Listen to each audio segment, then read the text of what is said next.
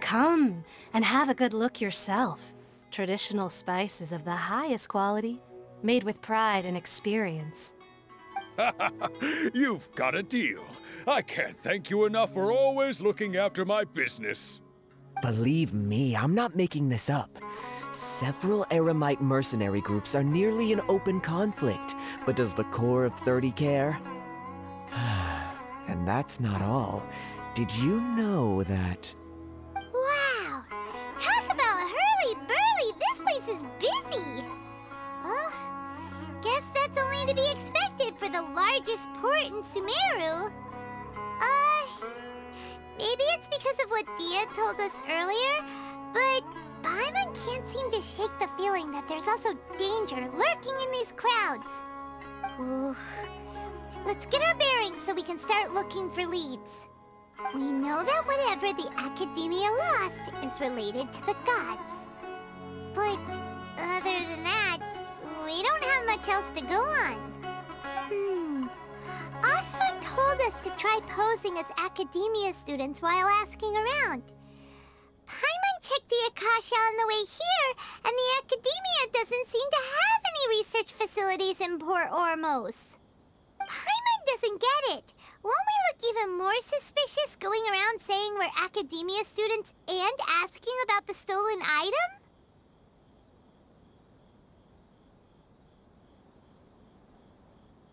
Well, given all the people that come through here every day, if there's any information to be found, Paimon bets we could find it in the market. Let's ask around and see what we come up with.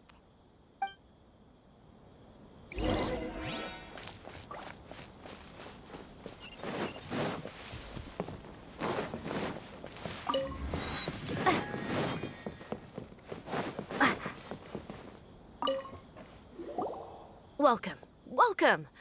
How can I help you too? Hi there. We would like to ask you a question. Do students from the Academia ever come to Port Ormos? Of course. Especially around this time of year.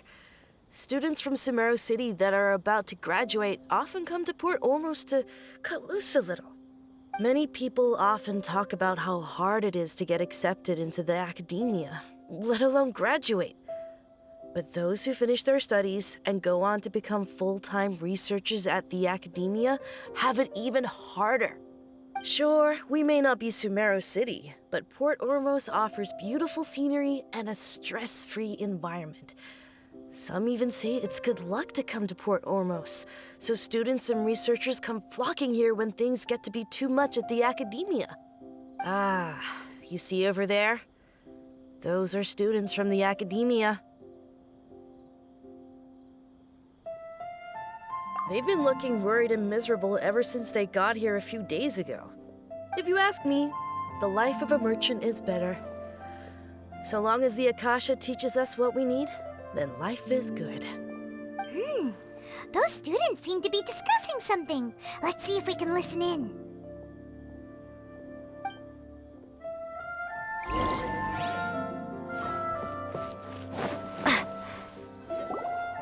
It's no good. I've tried asking around, but I haven't been able to learn anything useful. Not to mention that a bunch of scary-looking Eremite mercenaries have been posted along the streets now. There's been a lot of fighting between the different Eremite factions in Port Ormos. If we choose to move on our own, then it would be wise to steer clear of them. Especially the group that's constantly shouting some stuff about the Scarlet King and some resurrection. I've even heard that the Citadel of Regzar is starting to get fed up with them. What was that group called again? Ein something or other? They're called Ein Al-Ahmar. Today, I heard that the thing we're after might be in their possession at the moment. Wait, come again? Don't you see? Many of the Eremites in Port Ormos deal with trading this kind of thing. They're usually pretty wary of outsiders, but not so with students of the academia. It's because the kind of goods that students are looking for aren't the kind of goods that Eremites are after. As long as they know you're a student, then deals can be made. I've heard that Ein Al-Ahmar likes to set up shop at the Jafar Tavern. Supposedly, if you're willing to part with 500,000 Mora, they'll give you info on anything. Wait, did you say 500,000?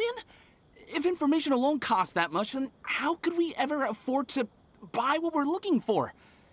I guess we might as well give up on trying to graduate this way. I wouldn't worry too much. Our field of research is very niche. Who else could possibly be after that kind of shady knowledge? I bet it's practically worthless to anyone aside from us. Well, I guess that makes sense.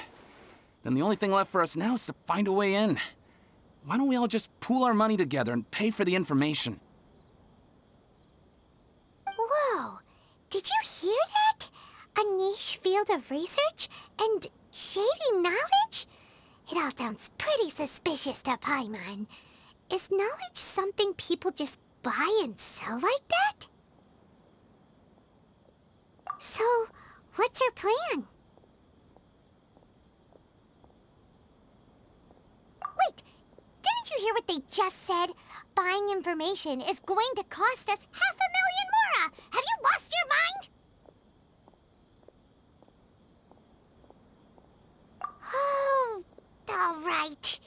Paimon never thought she'd agree to parting with that kind of Mora. But if you know what you're doing, then we should give it a shot.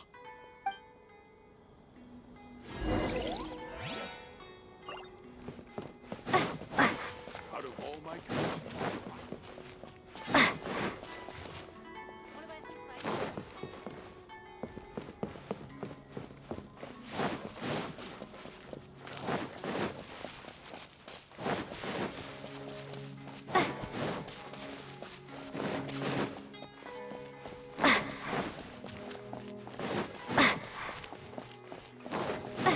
This is the place we heard those students talking about. Let's find a seat somewhere and see if we can spot the group they mentioned.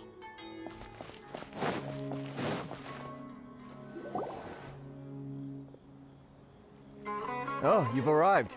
Please, take a seat. So, they think that they can go toe-to-toe with the boss? Ha! Once we reclaim the power of the Scarlet King, they'll be the first that the boss punishes. They're nothing to be afraid of. Our main rival now is the Caracal Battalion. They've also amassed a significant amount of Mora this time, so we mustn't underestimate them. How can the Caracal Battalion compete with the boss when they're nothing but a bunch of money-grubbing opportunists out for a quick Mora?